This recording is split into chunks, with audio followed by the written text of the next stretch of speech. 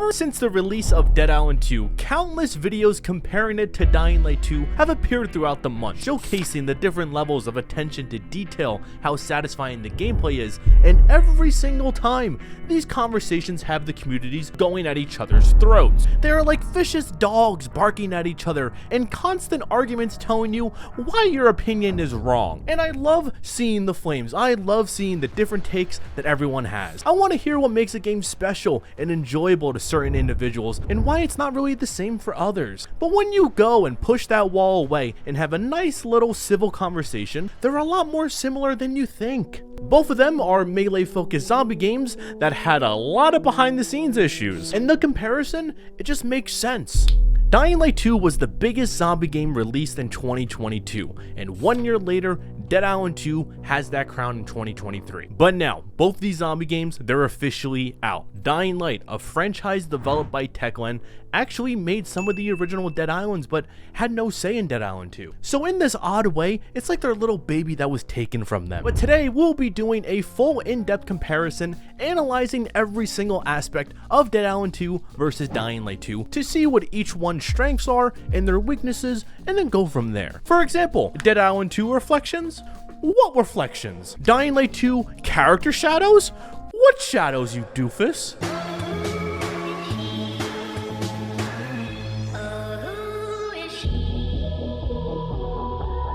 And while I do have your attention, I will be giving away a copy of both Dead Island 2 and Dying Light 2 on the channel to one lucky subscriber who comments down below. Nearly 90% of you aren't subscribed, so do so today to get a chance to win. The winners of the giveaway will be revealed on the Discord channel. I also know that a lot of people, they're looking to get into PC gaming so that they can run both Dying Light 2 and also Dead Island 2 with flawless settings and no issues at all. And I understand that PC gaming can be quite stressful when you're first starting out. And that's why I highly recommend checking out Jawa GG. It is the one-stop shop marketplace for gamers created by gamers. On here, gamers can buy and sell completed gaming PCs, components, computer parts, and tons more. You can easily skip the hassle of researching, buying, and building a gaming PC by buying directly from their verified sellers. What I love here the most is that they have a lot of options that will definitely fit your budget needs, and you will see directly how performance will be on the potential PC that you are purchasing. And if you're already a massive PC gamer and you're looking to upgrade, you can go ahead and sell your old hardware directly on the site, use those funds to offset the cost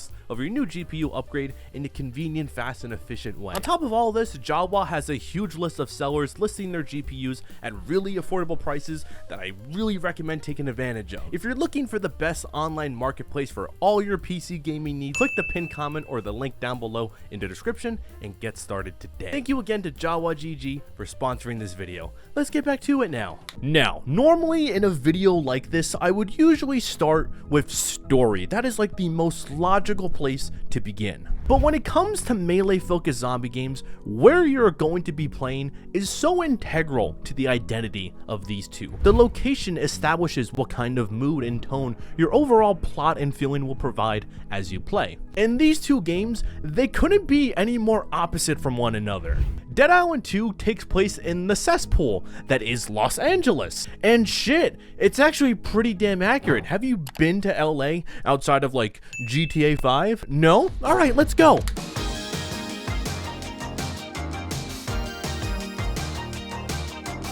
that airplane mode now, okay? Yeah.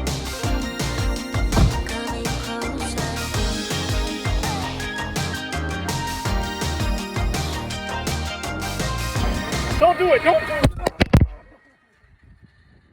Here we are, my first time in LA, where you take one step outside of your Airbnb and you already see a flood of influencers vlogging with their camera. Now, traveling around LA made me realize that the world that Dambuster created really captures the crazy and wild identity that this place is. The characters and the people that you run into, it's exactly like the real world. It's so bizarre. Seeing LA in person, it just gives me an extra level of appreciation for Dambuster because of how much detail they packed in here. While Dead Island 2 does opt in for much smaller locations in lieu of a more traditional open world, these areas are filled with so much attention to detail. And the game really takes its time to let it unravel right in front of you. And it heavily rewards exploration with environmental storytelling and exceptional world building.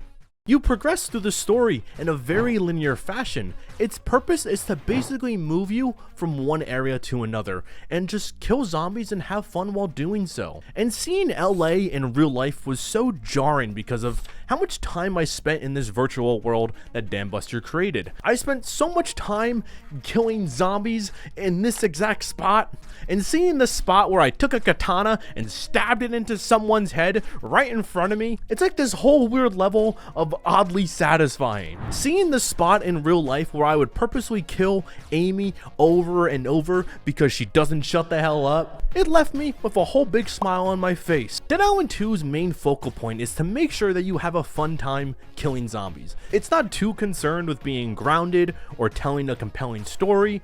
It just mainly wants you to go on a murderous rampage, Joel Miller. And it uses the gore system to make sure it achieves an experience like no other. The gore and brutality showcased in Dead Island 2 is miles better than Dying Light 2 pre-update, and it's honestly one of a kind to the zombie genre at the moment. But more on that later. What Dying Light 2 does do better than Dead Island 2 is movement. That is the foundation of both the predecessor and the sequel here. Without its gratifying movement, Dying Light wouldn't be unique. And to ensure movement is fully utilized, Techland opted in for a setting that takes place in a European city. The map and all of its surrounding areas were developed with one particular thing in mind: parkour. Parkour is the main driving force separating this game and also this game. When you compare, Dying Light 2 is way more vertical, like holy shit, look at that up there. It's also way more movement focused, where Dead Island 2 is a little stiff in this regard, where they're mainly prioritizing satisfying combat gameplay over everything else. You're not going to be scaling massive skyscrapers with a grappling hook in here, and while it would have been awesome doing parkour in LA, climbing buildings, jumping off of things, it's just not possible in Dead Island 2. But looking at this map, it looks kind of familiar. It kind of reminds me of Poland. Have you ever been to Poland? No? Let's go.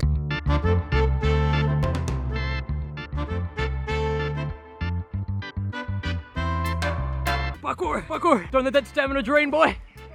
You can do it. For hack on. Someone say parkour, parkour. So I'm here in Poland. Oh look, it's Techland Studios. Dying Light 2 straight up feels like Techland just walked outside, looked at what their city looked like, and was like, all right, let's put that shit in game. And then they went ahead and added some parkour in there. Dying Light 2 is open world, another major difference to Dead Island 2. And in a game that's focused on movement, you would expect it to be. And what Techland nails out of the park is offering up this huge vertical playground for you to just have fun. Like, look at all this, you can go anywhere. It does, however, lack some depth and interesting activities to do. Or it offers up activities that are kind of just those silly, mundane copy and paste ones that you so often in open world games now. It's that good old Far Cry effect, where you gotta go and climb a tower. And look, we're up here now. I just revealed everything. Or you have to go and clear the outpost. And guess what? You can fast travel here now. Honestly, if you have played any open world game, what Dying Light 2 has to offer in that regard feels pretty familiar. It's just that major difference that Dying Light 2 offers is that parkour, and that itself is more than enough to make it unique in what is considered an oversaturated market of open world games now. Because what Dying Light 2 lets you do, and lets you have the movement tools to have fun, and with the parkour update coming out relatively soon, they give the player even more freedom to achieve that. In both games, during your travels, side quests will frequently appear. Both of them are not super special in this regard. Dead Island 2 side quests and even main missions of the game, it really just boils down to the developers just sending constant zombie wave after zombie wave towards you over and over. While Dying Light 2 has you running around collecting different items spread throughout the world, and sometimes if you do it over and over, you're heavily rewarded. But after going and cleaning out all of her pipes, we can now transition to the story.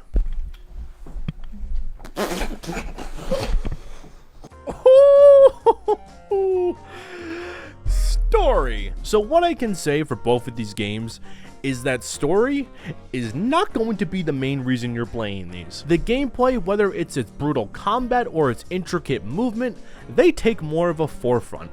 But where the difference lies is that Dead Island 2 understands what type of story it's supposed to be, and it doesn't really overstep its boundaries. No conflicting identities here. Dead Island 2 offers up silly and entertaining missions that you could probably knock out in roughly 6 to 10 hours. It's not bloated and is very much the definition of quality over quantity here, but yet again, the actual substance of what's in here is nothing revolutionary.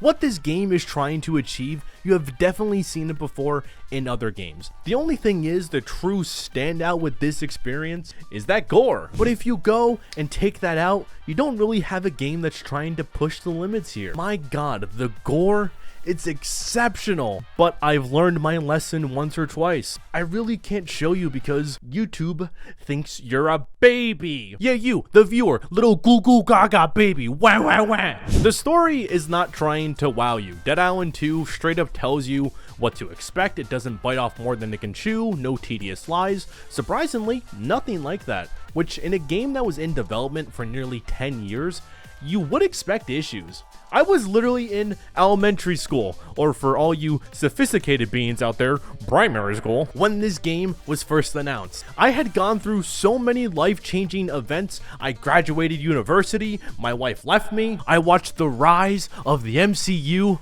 and then its plummeting downfall, all before this game was properly released. And sadly, because of the current state of gaming at the moment, you would expect huge problems. And when this game was first released, it was a consensus that the biggest issue that it had was the lack of a compelling story. When it launched, Dead Island 2 barely had any issues with performance. Gameplay was fun and felt purposeful. It felt like the game that Dambuster made was a love letter to zombie fans. They poured their heart out, and you can truly feel the passion with every single second that you play, which apparently isn't a thing anymore in gaming. So in short, Dead Island 2 story, don't go into it expecting much. When it starts getting really interesting, the steam starts rolling, things are boiling and brewing, Dambuster, they're cooking in that kitchen. Guess what you get? Credits. How dare you expect a complete and fulfilling story, you moron? Pay up for that expansion pass, buddy. It's sequel baits, or better yet, it sets up for their first 2 paid DLCs perfectly. And what you will notice throughout your time while playing Dead Island 2 is that it does set up an amazing foundation for the future. So when it comes to things like a potential Dead Island 3, which is most likely going to happen because Dead Island 2 sold exceptionally well and exceeded expectations in that regard, that's when true talent will shine and push their creative limits even further.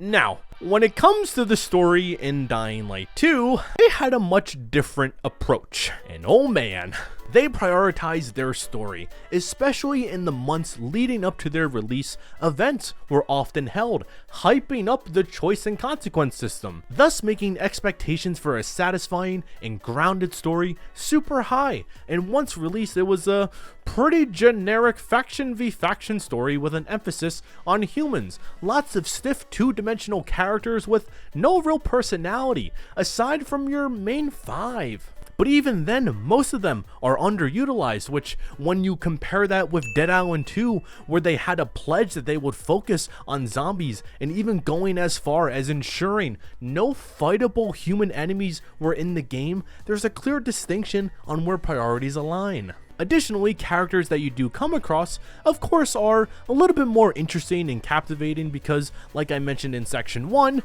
we're in the cesspool of LA, and their people are accurately portrayed here and they just have wild personalities. That's not to say there aren't characters with really compelling arcs in Dying Light 2, because there is. Hakon and Lawan are prime examples of that. And of course, the girl whose pipes you clean out. With Dying Light 2, because of the sheer amount of different faces that you run into, some of them, they never really have their time to settle in and marinate. Sophie and Ader, they're perfect examples of this. And this is where quantity over quality starts to leak in a little bit. where the game is trying to do so much more than it needs to, being so much more ambitious than it's warranted. And while I do respect Techland for trying to push themselves beyond their capabilities, I wonder what a timeline would look like where, say, we just slash half their character roster and just focus on them. Some characters that you think are going to play a major role, they just get up and disappear. And then 5 to 6 hours of gameplay later, you find out one of the characters is literally getting cucked. Dying Light 2's story was pretty underwhelming to me because of the expectations that I held. But I must mention that there are some really awesome set pieces in here and huge memorable moments. Climbing the VNC tower, the elevator scene, the windmill, going into Fury mode for the first time, chasing Lawan, running away from Waltz. It's all awesome.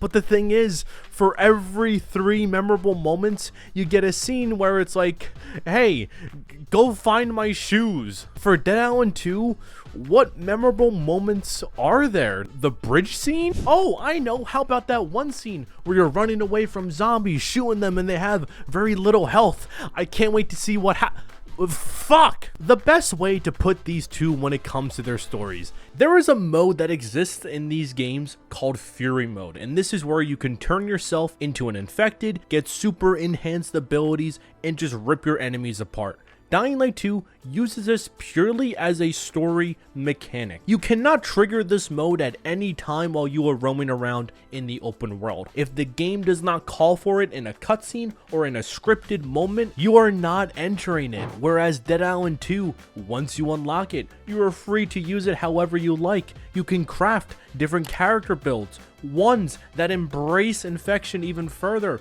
and unlock even more intense abilities. One button, one single click, and you can swing your claws around. While Dying Light 2 says no, it's only when the story calls for it. It is afraid to embrace infection. It views it as a curse, while Dead Island 2 is the exact opposite. Dying Light 2, it felt like it was developed with story at its forefront, with other elements trying to back that up, but it doesn't exactly stick the landing, and it has a pretty unclear identity on what it's trying to establish. There are story elements that are enough to keep you going and motivated, but don't expect huge payoffs. While Dead Island 2 feels like it was developed with satisfying gameplay as the main driving force, with story not really existing in the first place. So wherever your preferences align with this regard will determine which one is more suitable for you. Do you want this long story that has this huge open world with some interesting moments with amazing movement?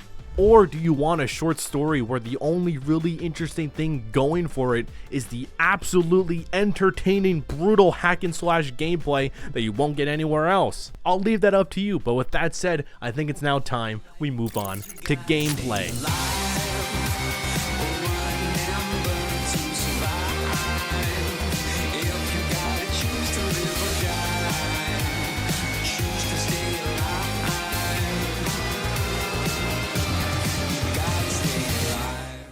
For gameplay, we're going to break this down into 3 mini sections: co-op, fun factor, and gore. The biggest similarity for both of these games is that they're meant for co-op. I truly believe that this is the most optimal way to play, and I'm not dismissing the single player experience. You can 100% play this alone and still have a blast with what it has to offer. I just think if you have a few buddies to play this together for a few hours, you will vastly enjoy it much more because of the shenanigans that you're going to be running into together. The little jank that both of these games offer, it's hilarious and it adds to that core experience. Like I said, it may not be a deal breaker for you, but I absolutely think you should be well informed in this regard. Now, when it comes to fun factor and gore, woo! Honestly, they are both so much fun to play for various different reasons. Both of them, of course, hack and slash zombie games. You'll be killing undead foes over and over for hours on end. Dead Island 2's gameplay is unique from Dying Light 2 due to how ridiculously brutal the combat and gore system is here. Dambuster created a procedural system that would leave psychopaths like me super satisfied. This game would easily fulfill every white girl's obsession with those Netflix serial killer documentaries, where everything that you're watching, it's disgusting, but you can't take your eyes off of it. You can make enemies' bodies melt before your eyes, see their flesh being ripped away right in front of you, see their skin disappear and disintegrate. It's really on a whole new level that we haven't seen before in the zombie genre. Of course, other games like Doom and even the new Mortal Kombat, they have achieved systems like this, just nothing in the zombie realm. And like I've mentioned previously, the gameplay in Dead Island 2, it's built on the gore. If you strip that away, it wouldn't really have anything unique to offer. And honestly, the same could be said about Dying Light 2 with its parkour. If you took that away, you don't really have anything special. Both of these games, their identities are built on those two aspects, which is really an awesome thing, because what you're starting to see now is these two games influencing one another for the better. Specifically, when it comes to Dying Light 2, they released a massive update to overhaul the gore the same day Dead Island 2 was released. It's not a coincidence. Techland was obviously paying attention to what Dead Island 2 was cooking, and they implemented systems that are familiar to that game to benefit theirs in the long term. But the gore prior to that update, prior to the gut feeling update, woo!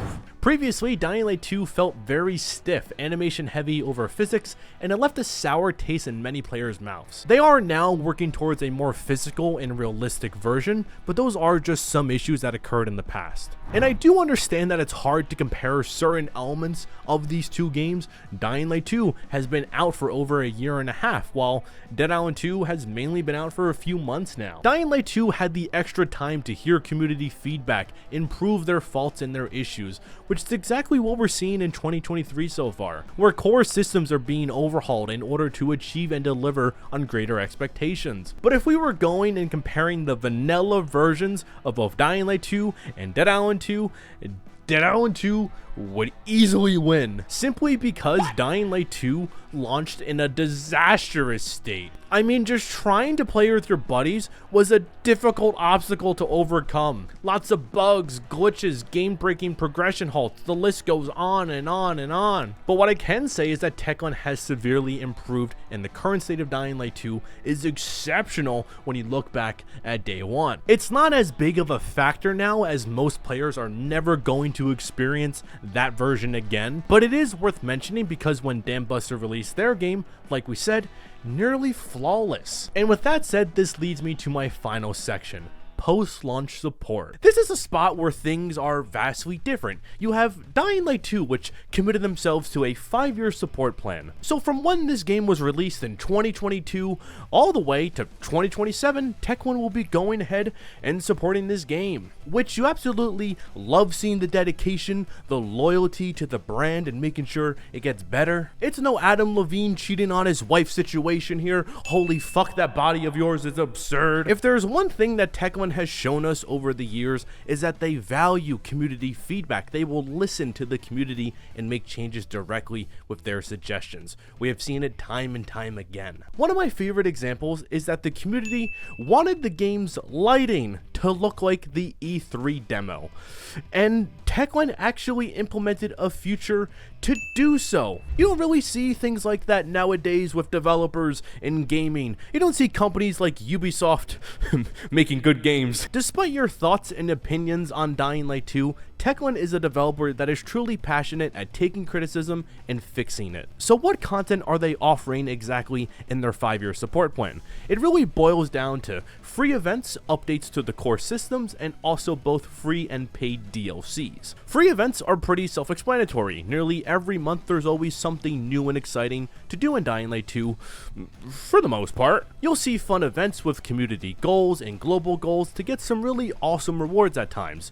And then there's other times where those events, they're really lazy, and finding out your wife is actually your cousin is probably a more enjoyable time. Now, I do have to say, when it comes to events in 2023, they mainly stick the landing. 2022, on the other hand, that shit was rough. Techland is also providing frequent updates to Dying Light 2. However, a majority of them are fixing the core systems, which in the long term will benefit the game for the better. In the short term, not so much. Me personally, I love seeing it. When Dying Light 2 was released, it had a lot of issues, and instead of Techland just giving us the middle finger, taking all the money, and off, they're committed to fixing their game. They want to fix it and make it better, and it's in this weird situation because when you compare that to Dead Island 2, Dambuster doesn't have that issue. Their core systems are fine, their gameplay is exceptional. They didn't have to spend a few months working on it after release to update things like the gore and brutality. That's just how the game was shipped on day one. And in some way, Techland is trying to play catch up to get the game to the same level of completeness that Dead Island 2 is currently at. But lastly, when it comes to paid DLCs, we have Bloody Ties, which had very mixed reactions and reviews from the community. For that price point, it did add a fair amount of enjoyable content. It was $10, you got a decent story, a boatload of fun challenges to do, and you got a huge list of outfits and cosmetics, all at the cost of having this new piece of shit in your game.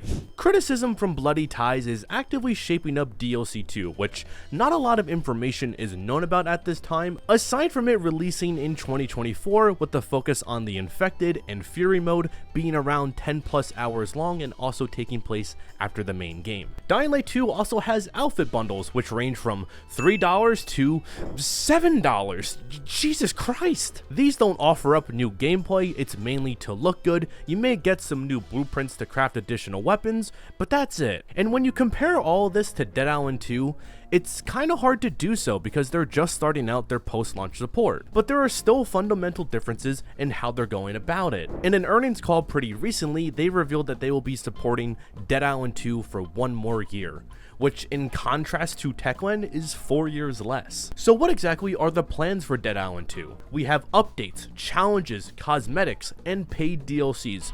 Kind of similar to Dying Light 2 actually. The thing with Dead Island 2 is that their updates are less frequent. They did not get their first update, their first official patch notes until June 13th. Almost 2 months later, which when comparing to Techland, they were updating Dying Light 2 like crazy within the first 2 months. Because the biggest difference between these two was that Dead Island 2 was finished and complete on release. So updates weren't really a priority. The game was not in dire need like Dying Light 2 was. So what did the first update actually bring? Of course they improved the quality of life, but a major one was the cosplay feature, which added in cosmetics into the game. And now Dambuster is just going crazy with the outfits, both paid and also free. And I imagine that they will continue to expand on this even further in the future. So be prepared for that. They are going ahead and working with others to establish exclusives as well, such as the Amazon Prime Gaming bundle here. Additionally, they also do have these little challenges to unlock new weapons.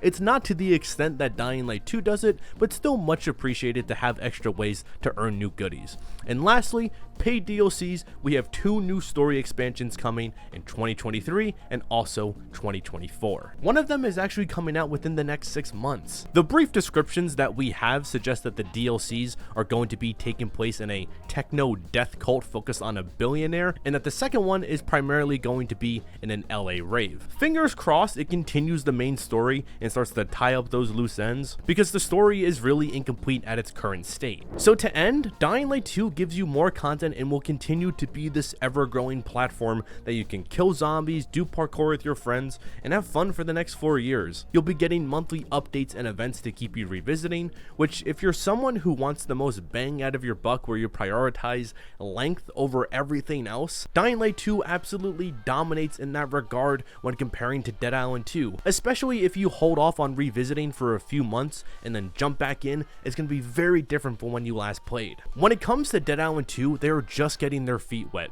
and they need to prove that they can continue to add more engaging content for players to revisit to. Adding in cosmetics, it's cool and all, but right now the game is still very much buy it, play it with your friends, maybe beat it, and then you'll probably won't touch it for a very long time. Whereas Dying Light 2 has that extra oomph to get you back in. The core experience, like we said, is familiar but still different enough depending on what your preferences are.